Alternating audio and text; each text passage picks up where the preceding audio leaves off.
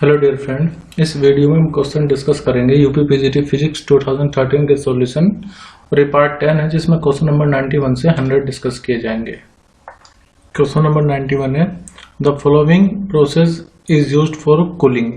ये सब प्रोसेस है जिसको हम कूलिंग के लिए इस्तेमाल कर रहे हैं, जैसे adiabatic compression, adiabatic demagnetisation, JT cooling और इवेपोरेशन। तो आपको बताना correct sequence of process of this ability to produce lower and lower temperature, यानी कि हमें इसको इस तरह से अरेंज करना है कि सबसे ज्यादा हम ठंडा या सबसे ज्यादा कूल किस में कर सके वो सबसे बाद में आना चाहिए, यानी कि हमें यहाँ पर टेम्परेचर घटते क्रम में लगाना है। तो पहले मैं इनको समझा देता हूँ। इवेपोरेशन तो आपको पता ही होगा, जैसे मान लीजिए एक पर्टिकुलर टेम्परेचर पे जो पानी होता है वो भाप बन करके ऊपर उठ जाता है, इवेपोरेशन उसी प्रोसेस को बोलते हैं। अब इसके अलावा एडियाबैटिक डिमैग्नेटाइजेशन क्या होता है, या पहले मैं एडियाबैटिक कंप्रेशन बता देता हूँ। देखो एडियाबैटिक मतलब जो एक्सचेंज ऑफ हीट होगा वो होगा ही नहीं, यानी कि डेल्टा क्यू कितना होगा, 0। तो जब आप एडियाबैटिक कंप्रेशन करते हैं यानी कि कंप्रेस्ड करते हैं according to first law of thermodynamics, अगर मैं यहाँ पर अप्लाई करूँ कि delta U plus delta W के इक्वल होगा, तो क्योंकि डेल्टा क्यू 0 है तो डेल्टा यू की वैल्यू किसके बराबर आ जाएगी, माइनस डेल्टा डब्ल्यू के। तो इसका मतलब ये जो इंटरनल एनर्जी है जो चेंज होगा इंटरनल एनर्जी को वर्क डन के इक्वल होगा। यहाँ पे लिखा भी है adiabatic compression of air is defined as the compression in which no heat is added और subtracted, the internal energy of the air is increase which is equal to the external work done on the air. The pressure of the air is more than the volume as the temperature increase during the compression. तो अगर आप gas को compress कर रहे हो तो जो gas का टेम्परेचर होगा उसको कंप्रेस करने पर वो इंक्रीज हो जाएगा, प्रेशर इंक्रीज करने पर टेम्परेचर इंक्रीज हो जाएगा। आपने पढ़ा होगा pressure is directly proportional to temperature. और एडियाबैटिक डिमैग्नेटाइजेशन क्या होता है, देखो ये कैसा प्रोसेस है, the process by which the removal of magnetic field from a certain material serves to lower the temperature. यानी कि अगर मान लीजिए कुछ ऐसे मटेरियल होते हैं जिसमें कि अगर आप उसको डीमैग्नेटाइज कर देंगे, डीमैग्नेटाइजेशन मतलब उनकी जो प्रॉपर्टी है मैग्नेटिक प्रॉपर्टी उसको लूज करना, हालांकि वो किसी एक पर्टिकुलर टेम्परेचर पर ही अचीव हो पाते हैं। जैसे आपने क्यूरी-वीज लॉ पढ़ा होगा, एक पर्टिकुलर टेम्परेचर जिसको टीसी बोलते हैं, उस टेम्परेचर पर जो फेरोमैग्नेटिक मटेरियल होते हैं वो पैरामैग्नेटिक मटेरियल में कन्वर्ट हो जाते हैं। और एक और प्रोसेस होता है जैसे हम एडियाबैटिक डिमैग्नेटाइजेशन की बात करें, उसमें हम मटेरियल को बिल्कुल डीमैग्नेटाइज कर देंगे।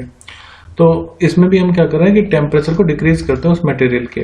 तो ये एक प्रोसेस है मटेरियल को कूल करने का, और ये इतना अच्छा प्रोसेस है कि इसमें हम लगभग 1 केल्विन तक पहुंच सकते हैं, मतलब जो टेम्परेचर है वो लगभग 1 केल्विन तक अचीव किया जा सकता है। एक और प्रोसेस है कूल करने का जिसको बोलते हैं joule Thomson effect. Joule Thomson effect में ये होता है कि एक हाईली कंप्रेस्ड गैस को एक्सपेंड करवाया जाता है, मतलब एक पोरस मटेरियल होता है, एक पोरस प्लग होता है, जिससे जो यहाँ पर हाईली कंप्रेस्ड गैस है उसको यहाँ पर पास करवाया जाएगा। तो जब उसको हाई प्रेशर से लो प्रेशर की तरफ मूव करवाया जा रहा है तो उसमें कूलिंग हो जाएगी। तो in thermodynamics Joule Thomson effect describe the temperature change of a real gas और liquid when it is forced through a valve और porous plug while keeping it insulated that no heat is exchanged from the environment. This process is known as Joule-Thomson effect। मतलब कि high pressure से gas को low pressure की तरफ move करवाया जा रहा है और उसका गैस का जो टेम्परेचर है उसको डिक्रीज करवाना है, तो कूलिंग होगी ऑफ कोर्स। तो देखिए इनमें से किस तरह से हम घटते क्रम में इसको लगाएंगे। तो सबसे पहले आएगा इवेपोरेशन। आपने देखा होगा इवेपोरेशन नॉर्मली 100 डिग्री सेल्सियस पर हो जाता है, इवेपोरेशन सबसे पहले आएगा। उसके बाद देखो एडियाबैटिक कंप्रेशन बहुत आसान काम है और उतना ज्यादा टेम्परेचर से डिक्रीज होता नहीं है। इसके बाद आएगा एडियाबैटिक कंप्रेशन। फिर एडियाबैटिक कंप्रेशन के बाद आएगा जूल थॉम्पसन कूलिंग। और जो सबसे आइडियल केस है, मतलब जिसमें टेम्परेचर सबसे मिनिमम हम अचीव कर सकते हैं, वो होता है एडियाबैटिक डिमैग्नेटाइजेशन। जैसे मैंने आपको बताया ना 1 केल्विन तक हम पहुंच सकते हैं। तो उसके बाद आएगा एडियाबैटिक डिमैग्नेटाइजेशन। तो यहाँ पर जो सीक्वेंस होगा वो कुछ इस तरह से रहेगा, 4, उसके बाद 1, उसके बाद 3 एंड देन 2। तो करेक्ट आंसर होगा ऑप्शन 2। क्वेश्चन नंबर 92 में a Carnot refrigerator operate between 0 degree and 100 degree centigrade. तो पूछा है कि कोफिशिएंट ऑफ परफॉर्मेंस कितना होगा। देखो कार्नोट इंजन की बात करें हम, तो इंजन के लिए जो एफिशिएंसी का फॉर्मूला होता है वो 1 minus temperature of sink upon में टेम्परेचर ऑफ सोर्स होता है। ठीक है, ऐसे ही अगर हम कार्नोट रेफ्रिजरेटर की बात करें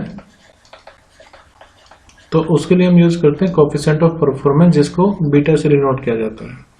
अब इसका फॉर्मूला क्या होगा, तो देखो जैसे ये है ना, इसी को मैं बनाऊंगा, लेकिन बस इसको रेसिप्रोकल में लिखेंगे 1 अपॉन में, यहाँ पर है 1 minus temperature of sink upon में टेम्परेचर ऑफ सोर्स।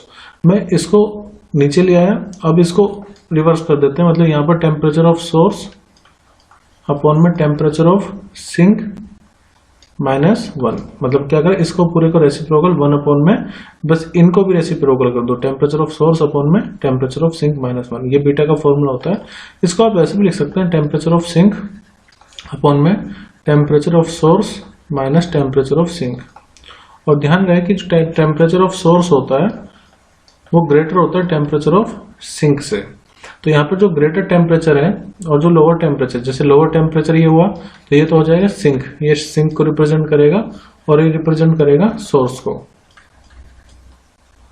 तो यहाँ पर टेम्परेचर, और चीज इसमें जो भी टेम्परेचर आप लिखोगे वो केल्विन में होना चाहिए।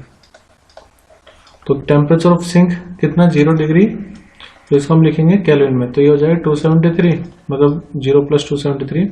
और टेम्परेचर ऑफ सोर्स है 100, इसमें 273 आप ऐड करो तो ये कितना हो जाए 373। तो टेम्परेचर ऑफ सिंक कितना है, वो है 273। अब देखो यहाँ पर ना आपको टेम्परेचर डिफरेंस लेना है। अब टेम्परेचर डिफरेंस आप डिग्री सेल्सियस में लो, ये डिग्री केल्विन में लो, टेम्परेचर डिफरेंस सेम रहता है, जिसकी खासियत है।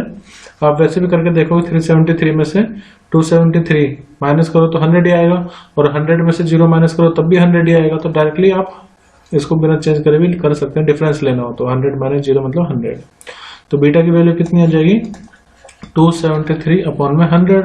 तो इसका मतलब करेक्ट आंसर होगा ऑप्शन 4, यानी कि जो बीटा आएगा वो 2.73 रहेगा।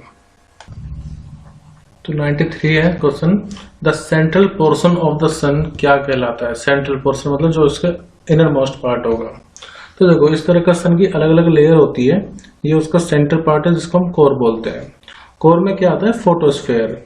ठीक है, उसके बाद बाहर की तरफ अगर हम जाएं तो क्रोमोस्फेयर, ये ट्रांजिशन जोन है, और सबसे बाहर रहता है कोरोना। ये कोरोना वो नहीं है जो अभी 2020 में हुआ था, ये इसका आउटर मोस्ट पार्ट होता है।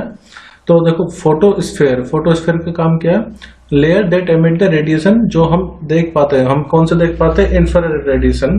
तो फोटोस्फेयर से हमें इंफ्रारेड रेडिएशन मिलते हैं। क्रोमोस्फेयर, क्रोमो का मतलब होगा related to colour, rare of decrease density above the photosphere, photosphere के ऊपर ही आएंगे।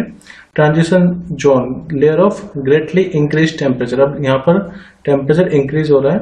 कोरोना आउटर मोस्ट लेयर होगी और सबसे पतली लेयर होगी। तो as we move up in general जो टेम्परेचर होगा वो इंक्रीज करेगा। तो जो हमें दिखता है ना यहाँ से वो फोटोस्फेयर होता है, और इसमें पूछा था सेंट्रल पार्ट, तो वो सेंट्रल पार्ट ही होता है फोटोस्फेयर। तो करेक्ट आंसर होगा ऑप्शन ए, यानी कि फोटोस्फेयर। 94 क्वेश्चन है, in Bohr model electron in hydrogen atom moves in a circular orbit of radius और स्पीड गिवन है। आपको बताना वो कितना करंट प्रोड्यूस करेगा। जैसे मान लेते हैं यहाँ पर न्यूक्लियस है, न्यूक्लियस में कौन होगा, न्यूट्रॉन और प्रोटॉन, और यहाँ पर इलेक्ट्रॉन रिवॉल्व करता है एक फिक्स ऑर्बिट में। अब लेट इसका जो रेडियस है वो आर है और ये v वेलोसिटी से रिवॉल्व कर रहा है। तो जो करंट होता है, करंट क्या होता है, चार्ज अपॉन में टाइम। अगर हम मैग्नीट्यूड की बात करें चार्ज की, तो इलेक्ट्रॉन के लिए वो कितना होगा, e, यानी कि 1.6 इंटू में 10⁻⁻19 कोलॉम। और टाइम कितना लगेगा एक इलेक्ट्रॉन को पूरा सर्कल पाथ कवर करने में, तो देखो वो होगा डिस्प्लेसमेंट अपॉन में v, यानी कि स्पीड। और डिस्प्लेसमेंट कितना होगा, 2πr, डिस्प्लेसमेंट नहीं बोलना चाहिए, डिस्टेंस बोलना चाहिए, 2πr, ये जो सरकमफ्रेंस होगा अपॉन में स्पीड v। तो यहाँ पर अगर मैं q की वैल्यू e रखूं और टाइम की वैल्यू 2πr अपॉन में v, तो करंट का जो फॉर्मूला बनेगा वो बनेगा e v अपॉन में 2π इंटू में radius r, e v upon में 2πr।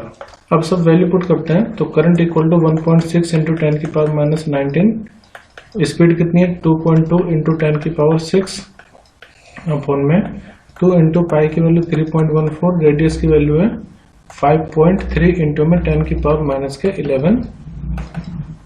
हमने क्या करा है, ये जो डिजिट है 1.6, 2.2 इनको अलग रख लिया और पावर एक तरफ लिखिए 10 की पावर माइनस 19, 6 और ये ऊपर जाएगी प्लस के 11।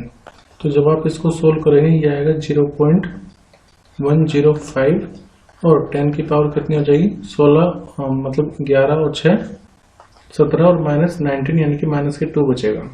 तो अगर मैं पॉइंट को इस तरफ लाऊं क्योंकि सभी में जो पॉइंट है वो एक डिजिट के बाद है, तो इसको हम 1.05 लिख सकते हैं और ये 10 की पावर कितनी हो जाएगी माइनस के 3, या इसको आप 1.05 मिली एम्पियर भी लिख सकते हैं। तो हमारा करेक्ट आंसर क्या होगा, ऑप्शन डी 1.06, क्योंकि यही सबसे करीब वैल्यू है।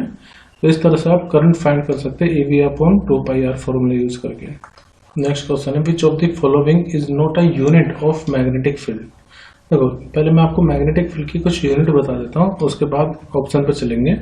जैसे मैग्नेटिक फील्ड की ऐसा यूनिट एक तो होती है टेस्ला, गॉस भी मैग्नेटिक फील्ड की ही यूनिट होती है। 1 टेस्ला इक्वल टू होता है 10 की पावर 4 गॉस। एक और आपने फॉर्मूला पढ़ा होगा मैग्नेटिक फ्लक्स का, जो कि होता है P डॉट एरिया। जो मैग्नेटिक फ्लक्स है उसका जो यूनिट होती है वो होती है वेबर, और मैग्नेटिक फील्ड की यूनिट अगर हम पता चले तो ये हो जाएगी मीटर स्क्वायर। तो मैग्नेटिक फील्ड की एक और यूनिट होती है जिसको हम लिख सकते हैं वेबर पर मीटर स्क्वायर। तो टेस्ला हो गई एक यूनिट, गॉस हो गई, तीसरी यूनिट क्या हो जाएगी वेबर अपॉन में मीटर स्क्वायर। वेबर और इसका ऐसे भी लिख सकते हैं WB अपॉन में मीटर का स्क्वायर। इसके अलावा अगर आप न्यूटन के टर्म में मैग्नेटिक फील्ड देखें तो F equal to QV cross B आपने फॉर्मूला पढ़ा होगा। फोर्स की यूनिट न्यूटन, यहाँ पर चार्ज की कॉलम, वेलोसिटी की मीटर पर सेकंड, मैग्नेटिक फील्ड के ऐसे यूनिट मतलब न्यूटन पर कॉलम मीटर पर सेकंड हो जाएगा, या फिर न्यूटन कॉलम और मीटर इनवर्स सेकंड। तो न्यूटन मीटर में ये यूनिट हो सकती है, बट वेबर यूनिट नहीं होगी मैग्नेटिक फील्ड की, क्योंकि मैग्नेटिक फ्लक्स की यूनिट है। ऐसे ये भी न्यूटन पर किलोग्राम मीटर भी it is also not a unit of magnetic field. तो एक्चुअली यहाँ पर ये दोनों ऑप्शन ही सही है। मुझे ऐसा लगता है कि यहाँ पर वेबर की जगह पर रहा होगा वेबर पर मीटर स्क्वायर, तब जाकर के हम ऑप्शन सी को ठीक मान सकते हैं। बट सी और डी देखा जाए इस हिसाब से तो दोनों ही गलत हो गए। डी की जगह पर वेबर पर मीटर स्क्वायर होता तो वो भी एक यूनिट होती। नेक्स्ट क्वेश्चन है, in a plane transmission grating the angle of diffraction for the second order maxima, जिसकी वेवलेंथ आपको गिवन है सेंटीमीटर में और उसका एंगल है 30 डिग्री। तो आपको बताना number of line for 1 centimetre of grating surface कितना होगा। तो देखो यहाँ पर हम फॉर्मूला लगाएंगे d sin theta equal to n into में लैम्डा। तो अगर हम पहले d फाइंड करेंगे और नंबर ऑफ लाइन्स अगर हमें फाइंड करना है तो वो हो जाएगा 1 अपॉन में d। तो d की वैल्यू कितनी हो जाएगी n लैम्डा अपॉन में साइन थीटा। थीटा की वैल्यू कितनी है, थीटा की वैल्यू 30 डिग्री। तो साइन 30 डिग्री की वैल्यू कितनी होती है 1 अपॉन में 2। एन हम कितना लेंगे तो सेकंड ऑर्डर बोला हुआ, तो एन की वैल्यू 2, वेवलेंथ 5 इंटू 10 की पावर माइनस 5, इसको सेंटीमीटर में रहने देते हैं, और साइन थीटा यहाँ पर साइन 30 डिग्री आएगा। So D will be equal to 15 into में 10 की पावर माइनस के 5 अपॉन में साइन 1/2 से जाएगा ऊपर। तो डी की वैल्यू कितनी आ जाएगी, एक्चुअली यहाँ पर 3 नहीं यहाँ पर 2 होगा क्योंकि सेकंड ऑर्डर बोला है ना, तो इसको 2 हमें करना होगा। तो ये 5 इंटू 2 यानी कि 10, और 10 की 2 में मल्टीप्लाई करेंगे तो यहाँ पर कितना आएगा 20। तो मैं इसको ठीक कर देता हूँ पहले। तो ये आ जाएगा 20 इंटू में 10 की पावर माइनस 5, या फिर डी की वैल्यू हो जाएगी 2 इंटू में 10 की पावर माइनस 4। तो नंबर ऑफ लाइन्स अगर फाइंड करना है तो 1/2 इंटू 10 की पावर माइनस 4 होगा ये, और इसको आप लग सकते हैं 10 की पावर 4 अपॉन में 2। तो 10,000 का आधा कितना होगा 5,000 यानी कि 5,000। तो करेक्ट आंसर होगा ऑप्शन डी। नेक्स्ट है, टर्मिनल वेलोसिटी कैसे डिपेंड करती है रेडियस पर, ये पूछ रहा है। तो देखो टर्मिनल वेलोसिटी का फॉर्मूला होता है 2 अपॉन में 9 r स्क्वायर g अपॉन में एटा density of object minus density of the fluid, ये लिक्विड बोलते हैं। क्या होता है टर्मिनल वेलोसिटी, मान लेते हैं कि किसी स्फेरिकल बॉडी को जब आप किसी फ्लूइड में ड्रॉप कर रहे हैं तो कुछ समय बाद इस लिक्विड जो भी ऑब्जेक्ट है इसका जो वेट होगा वो तो नीचे की तरफ होगा, लेकिन उस पर ऊपर दो फोर्स लग रही होंगे, एक तो बियॉन्ड फोर्स और एक अपथ्रस्ट फोर्स। तो इस पर जो नेट फोर्स होती है उस पर्टिकुलर कंडीशन में हो जाती है जीरो, एक्सीलरेशन हो जाता है जीरो। जब एक्सीलरेशन जीरो तो वो स्पीड उसकी कांस्टेंट होती है, उसी कांस्टेंट स्पीड को बोला जाता है टर्मिनल वेलोसिटी, और उसका फॉर्मूला मैंने आपको बता दिया है कि टर्मिनल वेलोसिटी रेडियस के स्क्वायर पर डायरेक्टली डिपेंड करती है। तो करेक्ट आंसर होगा option B. Question number 98, the phase difference between in electromagnetic wave between its electric and magnetic vector कितना होता है। तो देखो इस तरह से वेव प्रोपोगेट करती है इलेक्ट्रिक फील्ड वेक्टर और ये मैग्नेटिक फील्ड वेक्टर। आप ये देखोगे जिस इंस्टेंट पर इलेक्ट्रिक फील्ड अपनी पीक वैल्यू अचीव कर रही है, ठीक उसी इंस्टेंट पर उसी टाइम पर जो मैग्नेटिक फील्ड है उसकी भी पीक वैल्यू आ रही है, और जिस टाइम पर यहाँ पर इलेक्ट्रिक फील्ड की वैल्यू जीरो है तो मैग्नेटिक फील्ड की वैल्यू भी जीरो है। तो ये जब सेम टाइम पर मैक्सिमम और मिनिमम वैल्यू अचीव कर रही है, सेम वैल्यू अचीव कर रही है, सेम नहीं कह सकते बट मैक्सिमम और मिनिमम की बात हम कर ही सकते हैं, सेम इंस्टेंट पर वो अचीव कर रही है, तो इसका मतलब ये होगा कि दोनों में कोई भी फेज डिफरेंस नहीं है। तो करेक्ट आंसर क्या होगा, ऑप्शन ए जीरो। एक और चीज मैं आपको बता दूं, अगर ये पूछता कि इलेक्ट्रिक फील्ड वेक्टर और मैग्नेटिक फील्ड वेक्टर के बीच में एंगल कितना है, यहाँ पर तो फेज डिफरेंस पूछा था। अगर इलेक्ट्रिक फील्ड वेक्टर और मैग्नेटिक फील्ड वेक्टर के बीच का एंगल पूछता तो 90 डिग्री या फिर π/2 हो जाता, ठीक है, क्योंकि इलेक्ट्रोमैग्नेटिक वेव में इलेक्ट्रिक वेक्टर, मैग्नेटिक वेक्टर और डायरेक्शन ऑफ प्रोपगेशन ये तीनों एक दूसरे के परपेंडिकुलर होते हैं। तो ई वेक्टर और बी वेक्टर के बीच में एंगल कितना होगा, 90 डिग्री, और फेज डिफरेंस कितना होगा, वो 0 डिग्री होगा। तो इसमें कंफ्यूज नहीं होना चाहिए आपको। इसके अलावा मैंने इलेक्ट्रोमैग्नेटिक वेव की एक अलग से वीडियो बनाई हुई है, उसमें मैंने सब कुछ एक्सप्लेन किया हुआ है, आप उसको देख सकते हैं और ज्यादा क्लियर हो जाएंगी चीजें। Question number 99, if the half life of radium is 22 years then it will decrease to 10% कितने साल में। देखो इसमें कुछ पहले मैं आपको बेसिक फॉर्मूला बता देता हूँ। जैसे टी हाफ और लैम्डा में टी हाफ इक्वल टू होता है 0.693 अपॉन लैम्डा यानी कि डी के कॉन्स्टेंट।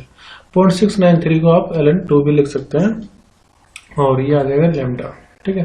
तो लैम्डा की वैल्यू कितनी हो जाएगी ln2 अपॉन में टी हाफ, तो डी के कॉन्स्टेंट कितना आ जाएगा ln2 अपॉन में टी हाफ कितना अपने पास 22 साल।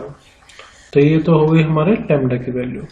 एक आपने पढ़ा होगा n इक्वल टू होता है n नॉट, यानी number of undecayed nuclei equal to होता है नंबर ऑफ न्यूक्लियाई जो इनिशियली प्रेजेंट थे, n equal to n naught e की पावर माइनस लैम्डा इंटू में टाइम t। तो कितने समय बाद t समय बाद जो नंबर ऑफ न्यूक्लियाई बचेंगे वो कितना हो जाएगा n। फिलहाल इस क्वेश्चन में हमें गिवन है कि जो n है वो इक्वल है 10% ऑफ n नॉट के। So we can say n upon n naught की वैल्यू कितनी आएगी 10 अपॉन 100 या फिर 1 अपॉन में 10। तो देखो यहाँ से n अपॉन n नॉट हम इसको लिख सकते हैं, n upon n naught equal to कितना आ जाएगा e की पावर माइनस लैम्डा t। देखो जैसे y इक्वल टू e की पावर x होता है तो हम इसको लिख सकते हैं ln y equal to x। तो ऐसे हम यहाँ पे लिख रहे हैं ln n upon n not, और ये हो जाएगा माइनस लैम्डा t, ठीक है। अब सब वैल्यू पुट करते हैं, ये होगा ln n upon n naught की वैल्यू कितनी है 1 अपॉन में 10 इक्वल टू माइनस लैम्डा की वैल्यू तो हमें पता है वो कितनी है ln 2 अपॉन में 22 इंटू में टाइम t। देखो लॉग की एक प्रॉपर्टी होती है, जैसे आप ln 1 अपॉन a है तो आप इसको लिख सकते हैं ln a की पावर -1, और ये -1 ऊपर आ जाता है मतलब आगे आ जाता है तो इसको आप डायरेक्टली लिख सकते हैं माइनस ln की पावर ln इंटू में a। जैसे ln 1 अपॉन 10 है तो मैं माइनस ln 10 लिख सकता हूँ, मतलब इसको ऊपर ले आऊँ, जो पावर आएगी 10 की पावर -1 वो आगे आ जाएगी, तो minus ln 10 equal to minus ln 2 upon में 22 इंटू में टाइम t। तो यहाँ से माइनस तो माइनस कैंसिल आउट हो जाएगा, हमें निकालनी t की value. So it will be equal to ln 10 upon में ln 2, और ये जो 22 जाएगा ऊपर मल्टीप्लाई में, ठीक है। तो देखो इनकी वैल्यू में पता ही होती है, जनरली हम यूज करते भी, जैसे मैंने यहाँ पे बताया था ना ln 2 की वैल्यू तो 0.693 होती है, ऐसे ln 10 की वैल्यू होती है 2.303। आपने बहुत सारे डेरिवेशन में लिखा भी हो, जब आप इंटीग्रेट करके लोग ln लाते हो उसको लोग में लिखने के बेस में 10 बनाने के लिए 2.303 की मल्टीप्लाई करते हो, तो ln 10 की जगह पर हम कितना लिखेंगे 2.302 भी लिख सकते हैं या स्किप भी कर सकते हैं अपॉन में। ln2 की वैल्यू कितनी 0.693 मल्टीप्लाई में कितना 22 ईयर्स। तो जब आप इसको सोल्व करेंगे आएगा 73.09। तो जो सबसे करीब आंसर है, एक्यूरेट आंसर हम कह सकते हैं, वो रहेगा option C 73.11 years. Next question है Compton effect gives information about. Compton effect क्या होता है पहले ये समझा देता हूँ। तो कॉम्पटन स्कैटरिंग और कॉम्पटन इफेक्ट में अगर मान लीजिए कोई इंसिडेंट फोटोन है, हाईली एनर्जेटिक इंसिडेंट फोटोन है, जब वो किसी चार्ज पार्टिकल से टकराएगा तो टकराने के बाद इन दोनों अलग अलग डायरेक्शन में जाएंगे और जो ये इंसिडेंट फोटोन था उसकी एनर्जी डिक्रीज हो जाएगी। तो एनर्जी डिक्रीज हो रही तो फ्रीक्वेंसी डिक्रीज होगी और वेवलेंथ इंक्रीज हो जाएगी। तो जो चेंज इन वेवलेंथ है उसका फॉर्मूला होता है h/m0 c1 - cos थीटा। और क्योंकि यहाँ पर पार्टिकल पार्टिकल के साथ इंटरेक्ट कर रहा है तो ये पार्टिकल नेचर को प्रूव करता है, या पार्टिकल नेचर का ये एविडेंस देता है कि जो लाइट होती है वो पार्टिकल नेचर उसकी एक प्रॉपर्टी है। वैसे मैंने इससे पहले इसी पेपर में और भी क्वेश्चन पूछे गए थे इसी टॉपिक पर। तो वेव नेचर में कौन कौन आता है, reflection, reflection, diffraction, interference, polarization. Particle nature में Compton scattering, photoelectric effect, black body radiation. तो यहाँ पर करेक्ट आंसर क्या होगा, देखो वेव नेचर अगर होता तो इंटरफेरेंस, मैंने आपको बताया रिफ्लेक्शन, रिफ्लेक्शन, डिफ्रैक्शन या फिर पोलराइजेशन, ये सब वेव नेचर को रिप्रेजेंट करते हैं।